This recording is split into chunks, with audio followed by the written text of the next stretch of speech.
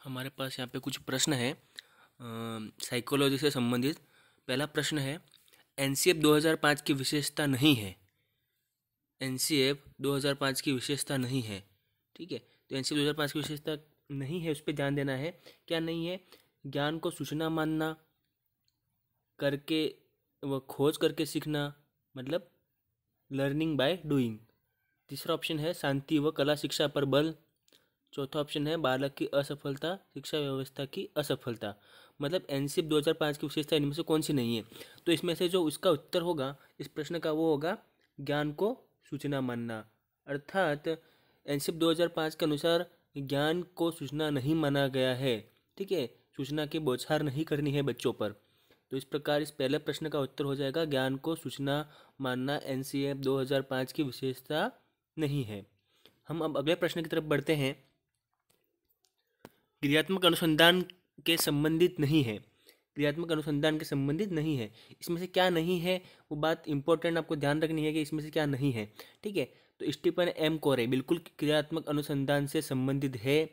विद्यालय समस्या, ये भी क्रियात्मक अनुसंधान से संबंधित है। राष्ट्र की समस्या, क्या ये क्रियात्मक अनुसंधान से संबंधित है? बिल्कुल बिल्कुल यह क्रियात्मक अनुसंधान से संबंधित नहीं है, ठीक है। तो हमें चौथे ऑप्शन पर जाने की बिल्कुल कोई आवश्यकता नहीं है, क्योंकि इसका उत्तर हमें यहाँ पर नज़र आ गया है। तो यह है इसका राष्ट्र की समस्याएं क्रियात्मक अनुसंधान से संबंधित नहीं होती हैं, ठीक है। स्थानीय समस्या, लोकल समस्या, सारी समस्याएं जो स्कूल की लोकल समस्या होती है वो क्रियात्मक अनुसंधान से संबंधित होती है, ठीक है। तो यहाँ पे नहीं पूछा है, तो यहाँ पे राष्ट्र की समस्या क्रियात्मक अनुसंधान से संबंधित नहीं आएंगी। बाकी बाल व्यवहार समस्या, विद्यालय समस्या और स्टीफन एम कोरे तो इनके प्रतिपादक हैं, तो आएंगे ही सही, ठीक है। हम अगले प्रश्न की तरफ बढ़ते हैं। रचनात्मक मापन से संबंधित नहीं है, ठीक है। फिर से नहीं है वाला है तो हमें इस पर विशेष ध्यान देना है कि नहीं है, ठीक है। क्या नहीं है रचनात्मक मापन से संबंधित?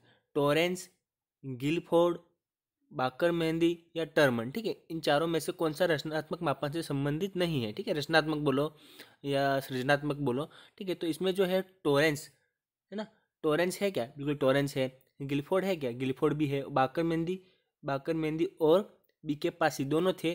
तो इसमें से चौथा जो ऑप्शन है टर्मन, टर्मन का कोई लेना देना नहीं है रचनात्मक या सृजनात्मक मापन से, ठीक है। तो इस प्रकार इसका जो उत्तर है वो चौथा हो जाएगा। हम अगले प्रश्न की तरफ बढ़ते हैं। एनसीएफ 2005 की विशेषता है, इनमें से क्या विशेषता है? 10वीं व 12वीं की परीक्षा ऐच्छिक होनी चाहिए। 6ठी व 8वीं की कक्षा का प्रतिदिन 1 घंटा कार्य दिया जाना चाहिए। मतलब 6ठी व 8वीं कक्षा को प्रतिदिन 1 घंटा कार्य निर्धारित किया है। ये क्या विशेषता है इसकी? अगला जो ऑप्शन है सामाजिक न्याय शांति शिक्षा, ठीक है। तो एनसीएफ 2005 के अनुसार सामाजिक न्याय शांति शिक्षा भी अनिवार्य है।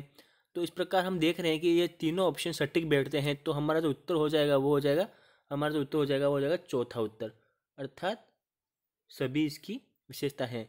10वीं और 12वीं की परीक्षा भी अच्छी होनी चाहिए, ये इसकी विशेषता है, ठीक है। 6ठी व 8वीं को प्रतिदिन मिनिमम 1 घंटा कार्य आपको देना है, ठीक है। सामाजिक न्याय शांति शिक्षा भी है इसका उत्तर। तो मतलब सभी हो गए।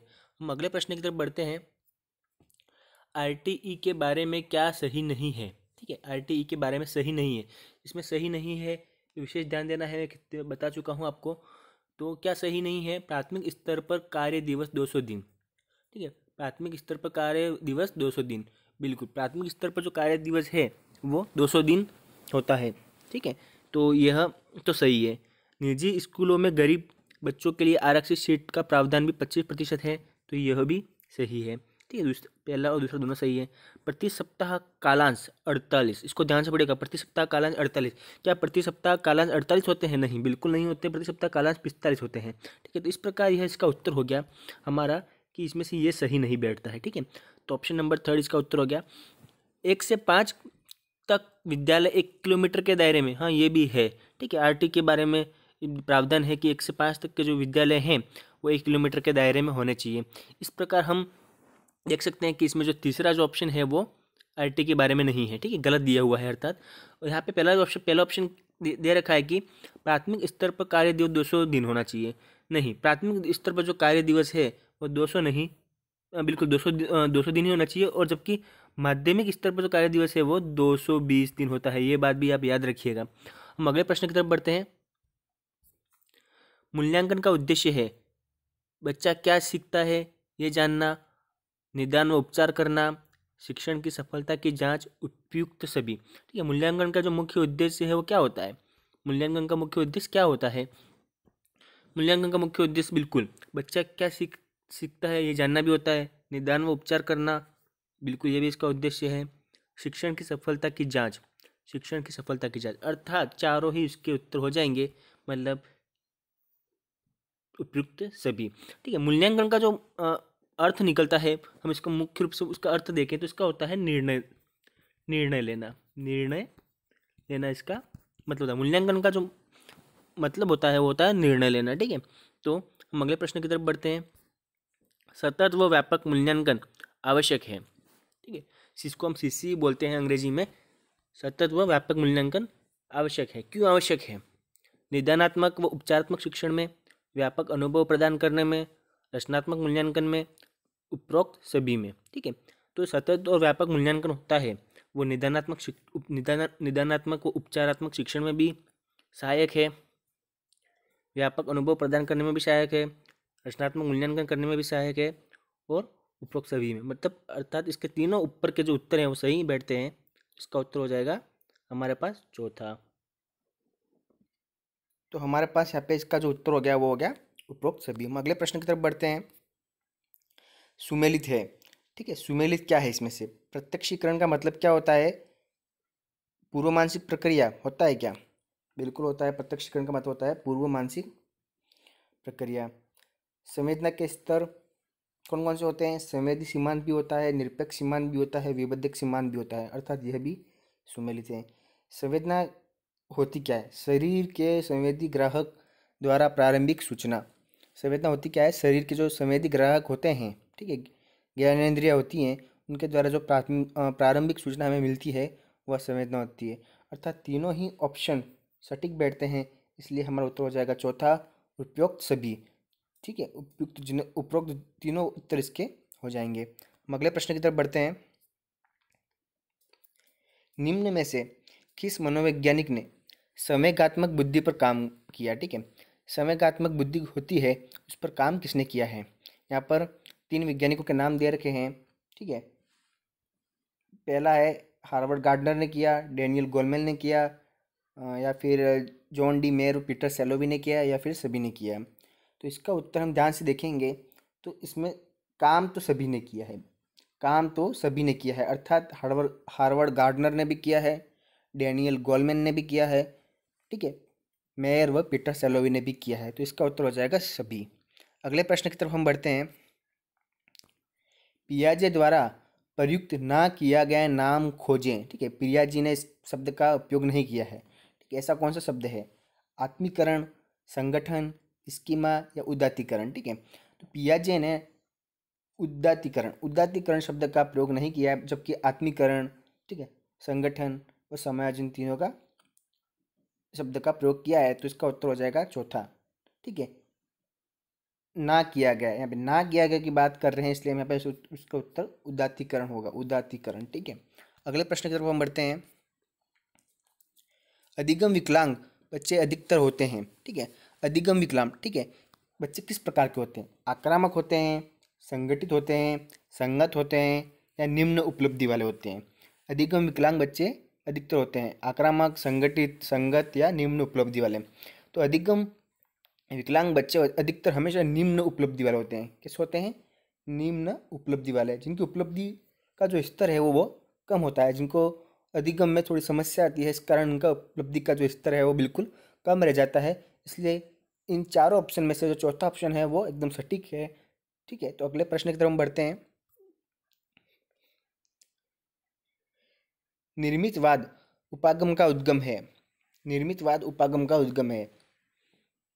ठीक है, कौन सा उद्गम है? व्यवहारिक मनोविज्ञान, सामाजिक मनोविज्ञान, संज्ञानवादी मनोविज्ञान, या फिर 2 तथा 3 दोनों। ठीक है, तो निर्मितवाद है उस उपागम, जो निर्मितवाद उपागम का उद्गम कहाँ से हुआ है? ठीक है, तो इसका जो उद्गम हुआ है वो है, हमेशा याद रखना, संज्ञानवादी मनोविज्ञान से हुआ है, संज्ञानवादी। ठीक है, इसका उत्तर हो जाएगा संज्ञानवादी मनोविज्ञान से संबंधित है। अगले प्रश्न की तरफ हम बढ़ते हैं। अधिगम के संप्रत्यय निर्माण व समस्या समाधान जैसे घटक प्रतिपादित किए गए। अधिगम के संप्रत्यय निर्माण और समस्या समाधान जैसे घटक प्रतिपादित किए गए। ठीक है, किसके द्वारा प्रतिपादित किए गए? वादियों द्वारा, व्यवहारवादियों द्वारा, फैकल्टी मनोविज्ञान द्वारा या प्रतीकवादियों द्वारा। इस प्रश्न को ध्यान से पढ़े। संप्रत्यय निर्माण व समस्या समाधान, तो ये घटक हमेशा संज्ञानात्मकवादी विचारधारा के जो व्यक्ति थे उनके द्वारा ही यह प्रतिपादित किए गए हैं। ठीक है, संप्रत्यय निर्माण और समस्या समाधान, तो इसका उत्तर हो जाएगा पहला। ठीक है, अगले प्रश्न की तरफ हम बढ़ते हैं। ब्रूनर के अनुसार निम्न में से कौन सा शिक्षण सिद्धांत नहीं है? ब्रूनर के अनुसार निम्न में से कौन सा शिक्षण सिद्धांत नहीं है? ब्रूनर के अनुसार निम्न में से कौन सा शिक्षण सिद्धांत नहीं है? औपचारिक शिक्षण सिद्धांत, अनौपचारिक शिक्षण सिद्धांत, प्रामाणिक सिद्धांत या फिर वर्णनात्मक शिक्षण सिद्धांत। ये चार जो शिक्षण सिद्धांत दे रखे हैं, इनमें से कौन सा ब्रूनर के शिक्षण सिद्धांत ब्रूनर का शिक्षण सिद्धांत नहीं है? ठीक है, तो इसमें जो मुझे उत्तर दिखाई दे रहा है वो हमेशा याद रखना, इसमें ब्रूनर का होता है अनौपचारिक शिक्षण सिद्धांत। अनौपचारिक शिक्षण सिद्धांत ब्रूनर का नहीं है। ठीक है, और बाकी चारों बाकी तीनों ब्रूनर के हैं। तो इसमें हमेशा ध्यान रखिएगा कि नहीं शब्द को गौर से देखना है आपको। अगले प्रश्न की तरफ हम बढ़ते हैं। निम्नलिखित में से कौन सा ब्रूनर के सिद्धांत में नहीं है? ठीक है, वो शिक्षण सिद्धांत की बात कर रहा था, यहाँ पर खाली सिद्धांत आया है। ब्रूनर में निम्नलिखित में से कौन सा ब्रूनर के सिद्धांत में नहीं है? नवीन ज्ञान अथवा सूचना का ग्रहण करना, अर्जित ज्ञान और अर्जित ज्ञान का रूपांतरण, ज्ञान की पर्याप्तता की जांच, ज्ञान की अपर्याप्तता की जांच। तो नवीन ज्ञान अथवा सूचना का ग्रहण करना है, अर्जित ज्ञान का रूपांतरण भी किया जाता है, ज्ञान की पर्याप्तता की जांच भी ब्रूनर के सिद्धांत में आती है। तो ऑप्शन नंबर 4 बचता है हमारे पास। तो ये ज्ञान की अपर्याप्तता की जांच ब्रूनर के सिद्धांत से संबंधित नहीं है। तो इसका उत्तर हो जाएगा चौथा, हो जाएगा क्या हो जाएगा? चौथा। अगले प्रश्न की तरफ हम बढ़ते हैं। संज्ञानात्मक विकास की निम्नलिखित अवस्थाओं में से कौन सी अवस्था का वर्णन ब्रूनर द्वारा नहीं किया गया है? संज्ञानात्मक विकास की जो अवस्था हैं उनमें से कौन सी अवस्था का वर्णन ब्रूनर द्वारा नहीं किया गया है? ठीक है, ब्रूनर से इसका कोई लेना देना नहीं है, वो हमें पता लगाना है। वह कौन सा हो सकता है हमारा? अधिनियम, प्रतिभापरकता, पराधीनता या सांकेतिकता। तो इसमें से इसका उत्तर होगा पराधीनता। पराधीनता का संबंध ब्रूनर की जो अवस्था होती हैं, ब्रूनर की 3 अवस्था होती हैं। ठीक है, इसको हम EIS से समझ सकते हैं। एक तो इनएक्टिव, ठीक है, इनएक्टिव, आइडेंटिकल, I से आइडेंटिकल हो जाएगा और S से सिम्बॉलिक हो जाएगा। सिम्बॉलिक मतलब प्रतीकात्मक। ठीक है, तो ये 3 अवस्था एक के द्वारा दी गई थी। तो इसमें पराधीनता नामक अवस्था ब्रूनर के द्वारा नहीं दी गई है, ध्यान रखिएगा। अगला जो प्रश्न है, शिक्षण क्रियाओं की एक विधि है जो सीखने की उत्सुकता जागृत करती है, ये कथन किसने कहा है? ये कथन को ध्यान से पढ़ना है। शिक्षण क्रियाओं की एक विधि है जो सीखने की उत्सुकता जागृत करती है, ये कथन किसने कहा है? क्रो एंड क्रो ने कहा है, B.O. स्मिथ ने कहा है, क्रॉनबेक ने कहा है या हिलगार्ड ने कहा है?